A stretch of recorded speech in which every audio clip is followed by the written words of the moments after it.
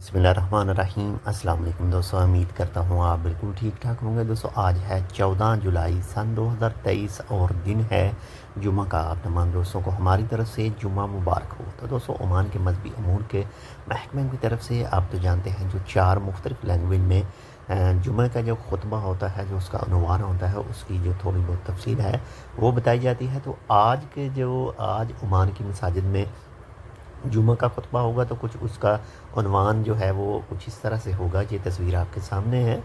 तरबियत नफ्स, करदार साजी और नफ्स इंसानी को पाक करने के लिए मुकर्रर अजीम तरीन इबादत में नमाज शामिल है।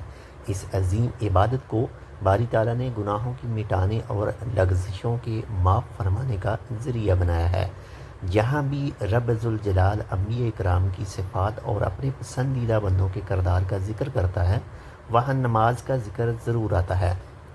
हज़रत इस्माईल अलैहिस्सलाम का ज़िक्र करते हुए अल्लाह फरमाता है, वो अपने घर वालों को नमाज और ज़कात का हुक्म देता था और अपने रब के नज़दीक एक पसंदीदा इंसान था। नंबर 3 पर नमाज बंदे खुदा के लिए दिल की सकनीत की महाफ़िज़ है। बस अजब नहीं कि अन हज़रत सल्लल्लाहु अलैहि वसल्लम ने इसे अपनी आँखों की ठंडक और राहत नफ्स गुर्दाना फरमाया करते थे। ए बिलाल, नमाज के लिए अजान बुलंद करके हमारे दिलों को ठंडक पहुँचा दो। तो आज ओमान की मसाजिद में जो जुम्मे के खुतबे का उन्वान होगा वो इस तरह से होगा। तो इंशाल्लाह मिलते हैं आपसे दूसरी अपडेट के साथ। वीडियो देखने के लिए बहुत शुक्रिया। दोस्तों के साथ भी इस वीडियो को ज़रूर शेयर कीजिएगा। अल्लाह हाफ़िज़।